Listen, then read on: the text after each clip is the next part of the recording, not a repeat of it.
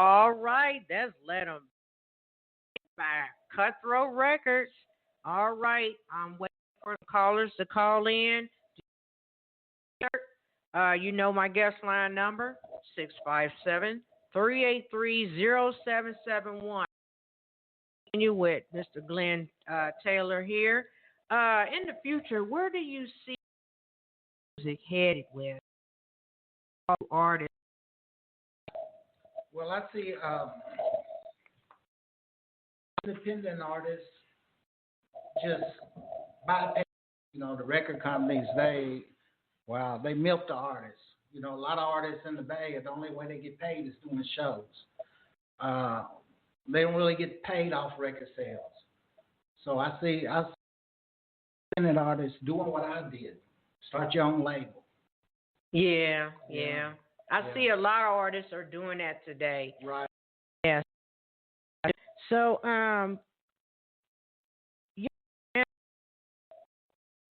also had his own record company.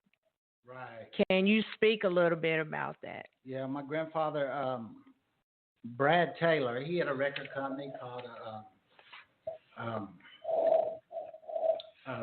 Baytone Records out of San Francisco, and he produced a lot of jazz. He produced mostly blues. He even he produced a song for James Brown at one time, but he had a lot of artists, and he taught me a lot. I remember when I first just him and his,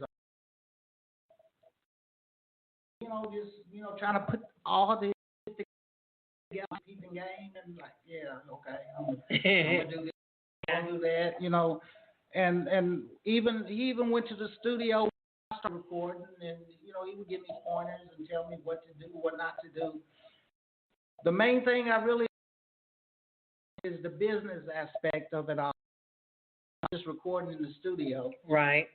Because the business is something else, and I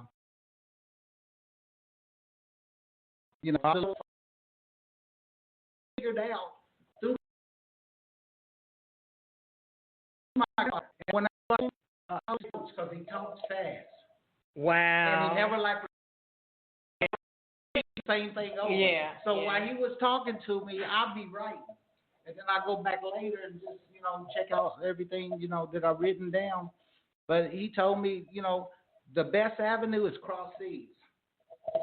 To get your music out across. Yeah. There's apps like Riddle, where you can get your music out and you can get paid for every song. Yeah. So after I started doing that, my son told me, and I started giving him money and starting getting money to my PayPal, my Cash App. Yeah. And he told me, he said, Dad, you got the formula. I said, yeah. I said, I got the formula.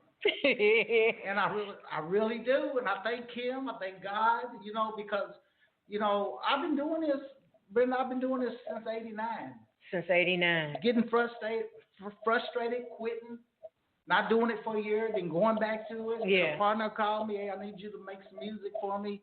I've been doing it for a long time, off and on, but I'm getting, like I said, I'm in my latter years, and I like to see other younger artists, when they come up, how to make money. Every song that you put out, you can make money if you use the app, you utilize the apps across seas. Yes. It's just like when youngsters play basketball, and they don't get drafted into the pros, but they go across seas. They go play in England. You know what I'm saying? Yeah. It's the same thing with the music. Yeah. I try to talk to some of the local artists here in Evansville and tell them you won't get nowhere just showing off your music. It's the length of a block. Right. You got Exactly. And I don't know if they understand that, but I've been preaching about it for several years. Right. But you're on point and you're right.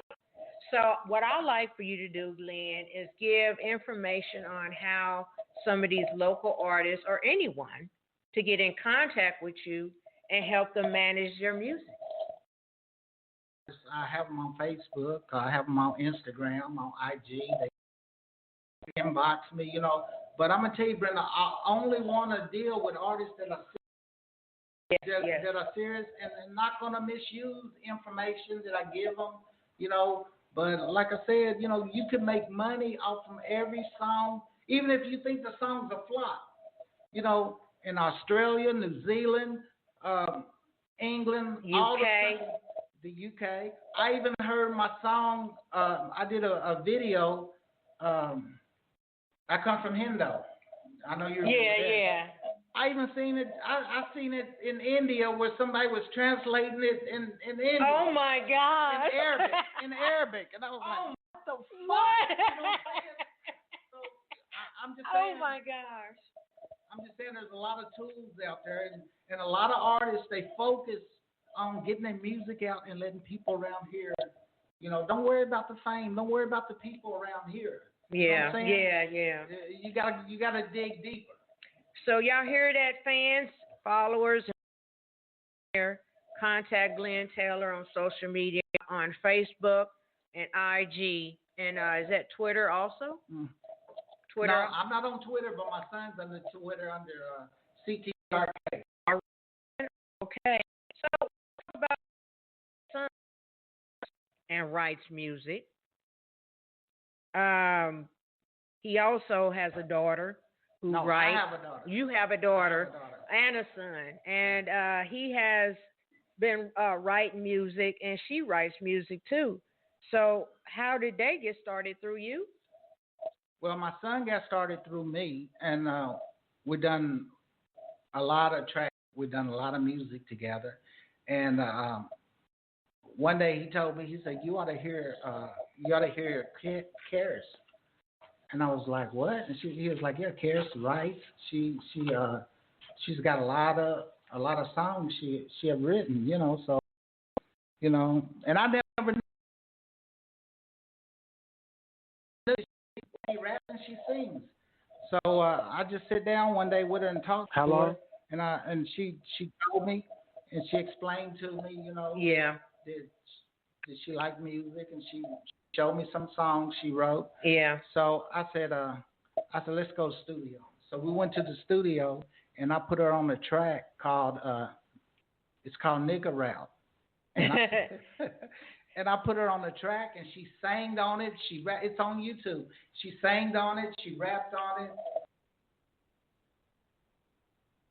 Look forward to some more music from Karis. She goes by the name of Swiper Kay. Okay, then. Thank you for that information. We have a caller, area code 812. Go ahead and state your name, please. Go ahead. Glen Taylor, you know who is this voice? It's Robert Carter. You know it. What's up? I raised up with this man. I know your voice anywhere, man. What's happening? Man, it's so good to see somebody. It's so good to see somebody that you went to school. Me and Glen used to have street fights and stuff, and I picked on Glen.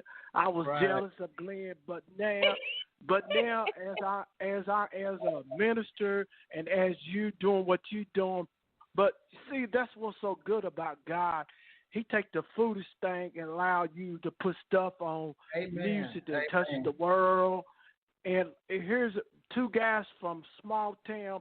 I'm preaching all over the world, and I'm on doing stuff, but I ain't never done nothing with you. But I would love to come back to Henderson, that we do something for our young black youth, because, man, you've been out there. We understand how to get somewhere. So, you know, it's an old thing that your mother taught us, what we messed up, we got to clean up. Right, we got to clean it up. And I've seen some of your sermons, and I'm very proud of you, man. I actually checked out a couple of I'm proud of you, man. I love the way you break that music down, man. Thank you. Well, thank you for calling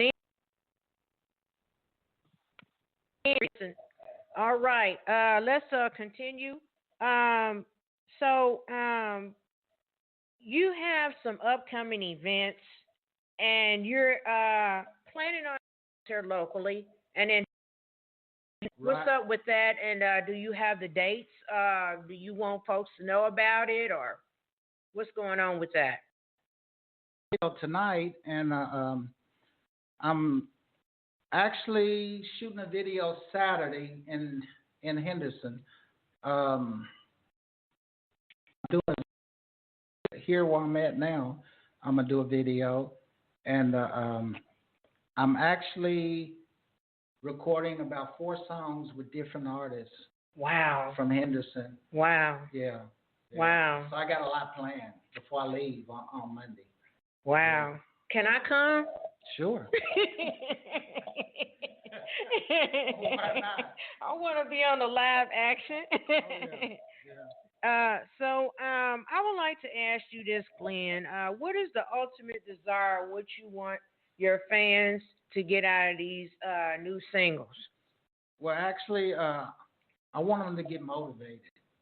You know, like I said, Brenda, I always call my music life music. Yeah. You know?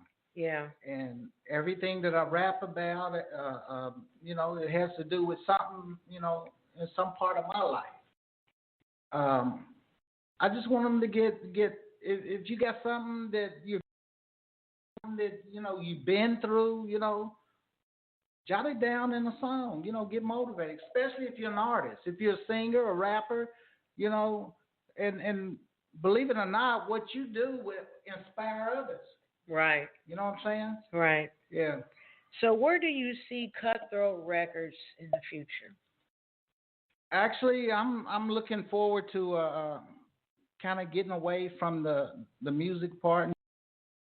Mm-hmm. And so I'm actually turning over Cutthroat Records to my son. Oh, wow. And to be honest, I see it going crazy. Yeah. Yeah, I see it going crazy. It's going to be hot. Well, actually in a good way, in a bad way. Yeah, okay. You know, but I have vision, and I know that no matter what, that about 10 years from now, my grandson's going to pick it up. Yeah, yeah.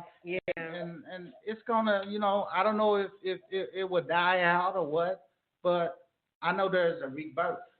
Yeah. And my grandson, he listens to it. He watches my videos. He mimics me. You know what I'm saying? He's only 2.5. Yeah, I was getting ready to say about 3. But I can see, and I tell my son, I say, if you fuck this up,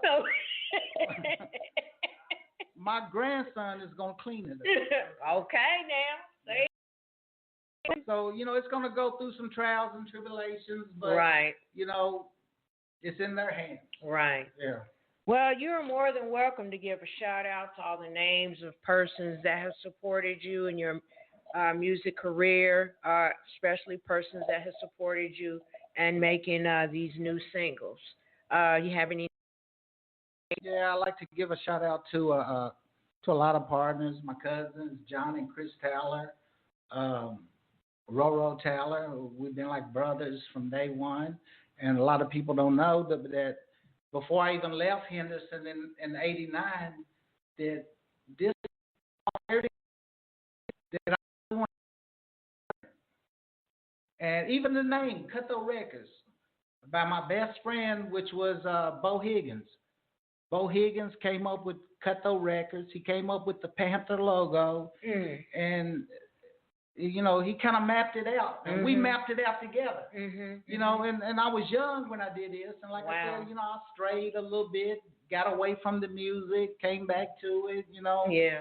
But I like to give a huge shout out to my partner Bo Higgins. You know, he's my brother from a different mother, like that. Okay, now. You know, because we started this together, and a lot of people don't know that, and that, you know, because he's normally behind the scenes, but we've been in this run together for all these years. Right. Yeah. Well, let's give all them an applause, and that they will continue to help you in your music career.